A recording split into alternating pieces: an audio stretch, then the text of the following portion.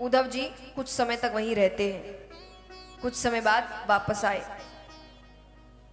भगवान के कमरे में प्रवेश कर रहे हैं तो भगवान ने मुस्कुराते हुए कहा कि उद्धव बड़ी देर कर दी आने में। उद्धव जी कहते हैं दयालु, कृपालु, करुणानिधि, सारे मनगढ़ंत नाम है आपके, ये सब आपने खुद ने रखे हैं।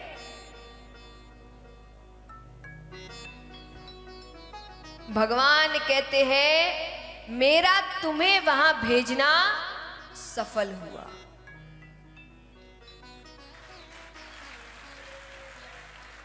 वरना उद्धव जी को किस बात का गुस्सा, वो तो भगवान के पास ही रहते थे हमेशा, पर आज वो इतने गुस्से में है मानो वो नहीं बोल रहे, गोपियां बोल रही है। यानी वो प्रेम उन तक पहुंच गया। तो भगवान कहते तुम्हें भेजना मेरा सफल हुआ, क्योंकि इस लहजे में मुझसे केवल गोपियां बात कर सकती हैं।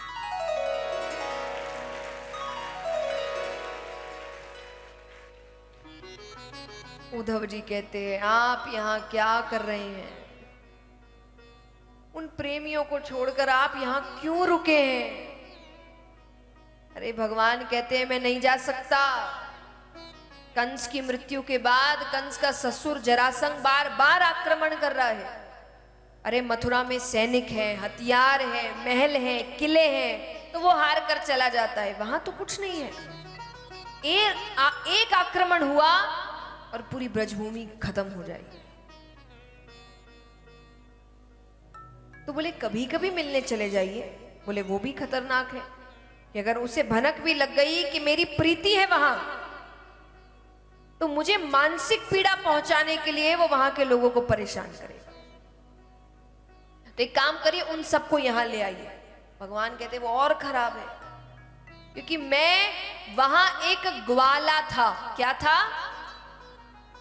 भगवान इतना अच्छा उदाहरण देते हैं कि गोकुल या वृंदावन के कृष्ण में और मथुरा के कृष्ण में क्या अंतर है। भगवान कहते हैं यहां सुबह उठ के जब वसुदेव जी के चरण छूता हूं ना, तो वो ठीक से आशीर्वाद भी नहीं देते। वो डरते हैं कि आशीर्वाद दूं कि नहीं दूं, क्योंकि वो मेरा स्वरूप जानते हैं। वहां नंद बाबा की जूतियां मैं अपने सर पर रखता था। देव की माता को जब हृदय से लगाता हूं तो वो वापसी में मुझे ठीक से हृदय से नहीं लगाती, क्योंकि उनको डर लगता है कि मैं ठीक से इसको हृदय से लगाऊं कि नहीं, ये भगवान है। और वहीं यशोदा मैया मुझे खंबे के साथ रस्सी से बांध देती। तो इतना अंतर है। तो भगवान कहते हैं इस स्वरूप में और उस स्वरूप में बहुत अंतर है, और ये स्वरूप वो देख नहीं पाएंगे। उनको लगेगा कृष्ण कैसा था, कैसा हो गया है, क्या कर रहा है यहाँ। क्योंकि भगवान ने तो फिर बाद में राजनीति करी, युद्ध किया, युद्ध में कितने लोग मरते। वो भोले वाले, उनका काम सुबह उठना, आपस में बात करना, दूध दही माखन बेचना, कृष्ण का नाम जप करना, उनकी जिंदगी यही है। उनको कहाँ ये मार काट युद्ध समझ में आए।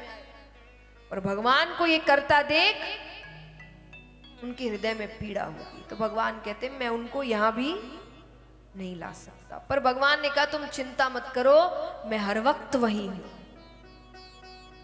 सच में कृष्ण हर वक्त वहीं थे।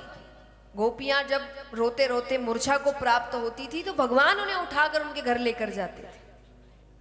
भगवान वृंदावन छोड़कर कभी नहीं गए। और इसीलिए आज तक ये बात सच मानी गई है कि निधिवन में आज भी भगवान रास करने आते हैं। क्योंकि भगवान ने कहा मैं वृंदावन छोड़कर कभी नहीं जाऊंगा, मैं हर वक्त वहां वास करूंगा। समय आगे निकलता है, जरासंध बहुत परेशान करने लगे। तब भगवान ने पानी के बीच एक नगरी बनाई। कौन सी नगरी? द्वारका नगरी, जहां पहुंचना ही मुश्किल हो जाए।